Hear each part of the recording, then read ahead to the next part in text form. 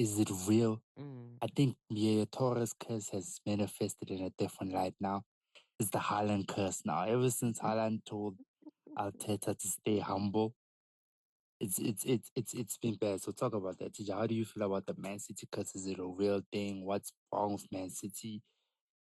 Just give me your POV on what's been going on firstly, right now. firstly, like when that whole Holland thing happened with Arteta, dog.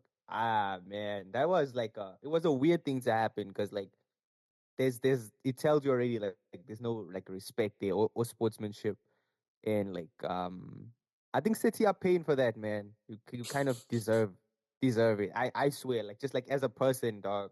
When you see those things happen, you're like, oh, okay, City deserves this, dog.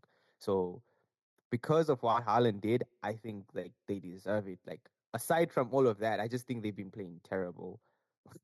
Yeah, Aside from all of that, I think they playing like just terrible. And also it's gonna be interesting now because City hasn't been in this position in like maybe 7, 8 years, right? facts. And now I think now it'll come to show like are City really the champions we think they are, dog? Because if they can bounce back from this, we can salute them. But if they don't, then Oh, it's another okay. thing. You know what I'm saying? Okay, so you're saying that like right now, if City can somehow manage to bounce back from this kind of form, it's gonna really show that like the mentality. So the other times that they're winning, they weren't Yeah. showing the championship mentality. I don't think so, dog. I don't think so. Like Mm. anyone can win when you're winning. You know what I'm saying? You think it's a rhythm thing? I think it's a rhythm thing, man. Ah, That's my POV, dog. why are you coming with that fear? So you telling me the times that like they're going head to head with Liverpool, those are the times I respect them the most, the Liverpool ones, and can you even say the one where Arsenal bottled it? That wasn't Champions League category. Is it because okay, for example, is it because Man City are spoiled of riches, right? They have X amount of players, and now that like they have, let's say, Rodri out, they don't have Kevin. Diaz is out. Do you think that like makes them a normal, a normal functional team? And if they win this one, it's actually like a normal kind of like, okay, City's really City.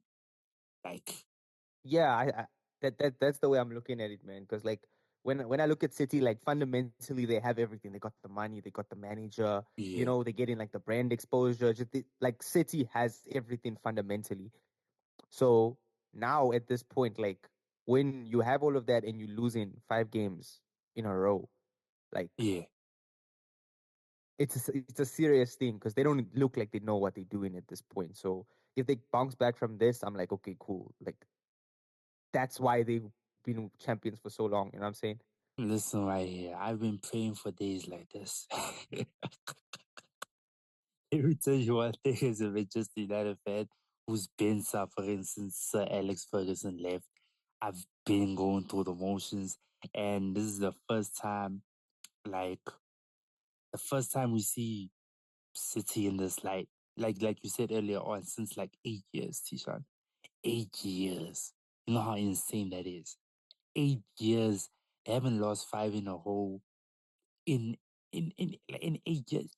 That's just insanity. And just from a I guess from a technical standpoint, I think this shows how good Rodri is. Honestly speaking, this shows that Rodri deserves the Ballon d'Or. If I can say, like I know people gonna be like, yo, nah, it's still supposed to go to Vinny, and like most football fans are gonna be like, nah, he was the most consistent. But I think just for a team to be as dominant as City have been for so long, or let me say for the last 2 seasons,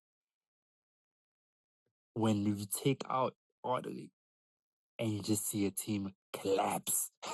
A team that is great, and you take out one player and then they're no longer great anymore. That just shows Rodri's quality and just his caliber, and just be like, yo, man, this man was the anchor, the glue for everything. Because I think wasn't they like unbeaten run like somewhere 80 84 games or something when Rodri was still Yeah, fit? it was a ridiculous number. Yeah.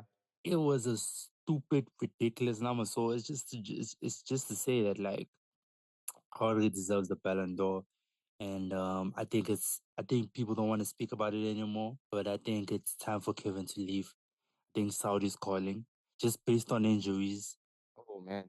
Yeah. This is coming from a Kevin De Bruyne fan. If like okay, I'm gonna ask you a question. If you were a Man City fan, right, Yeah. and you had a situation like one of your best players, right, one of the best midfielders ever hardly ever played. This is 2 seasons now. This is 2 seasons Yeah. without Kevin De Uh-huh. Bruyne, without him performing. What would you do to solve the situation? Because he is getting old. Is he gonna renew his contract? You know he wants to splash out. And like, what would you do in that situation where your former star player is no longer the person he was before because of injuries? Because of injuries, by the way, I'm putting that disclaimer. Because of injuries. I know Kevin's still Kevin. It's the injuries. Oh man, that's a tough one. That's a very, very tough one, man. I think what City needs right now, and also like it kind of shows Pep's arrogance as well, dog, because you don't let a player like Cole Palmer go because he could have just slotted in easy. You know what I'm saying? But Hmm. like now you kind of see that arrogance, dog. And this is what I meant when I said earlier about like looking at champion mentality, dog. Like it shows the arrogance of City, and if they fall down, they deserve it full time because it's just like you can't be that arrogant, man. But on the Bruyne thing, um, for me, I think just because he's a legend, man. I feel like he's like he is Manchester City at this point. Yeah. I don't think I don't think you let him go or like disrespect him in a sense, like just in as a City fan, for example, or just like Manchester City. I think you get a replacement and slowly phase him out Yeah. if that's the way it goes, to be honest. Like that's how I would do it. What's your take on that? No. I like even that's how I meant it. When I said let him go, that's how I meant it to. I think Foden was kind of the replacement, right? Foden was going to be kind of replacement, but they don't play the same kind of football. But like I mean it in the sense of like get someone else who can really play that position, play that 10 role and really do the Yeah. things. Because look, Foden and Kevin, they're different type of tens. You know what I'm saying? Foden doesn't Foden's creative, but like he's not creative passing. It's not his passing. It's not there. His link up. He needs someone to link up with. You know what I'm saying? He's a different Yeah. type of. He's not really a 10, but he's a Hmm. different type of 10. So yeah, they definitely letting go of Alvarez right now is looking a bit crazy. It's Letting, showing, eh? yeah, letting go of Alvarez, Mares, it's catching up to them. But But like we're it's the saying, arrogance again, like I said, dog. yeah, yeah, yeah. You know, it's like when you like you do something bad and you get away with it. It's Yeah.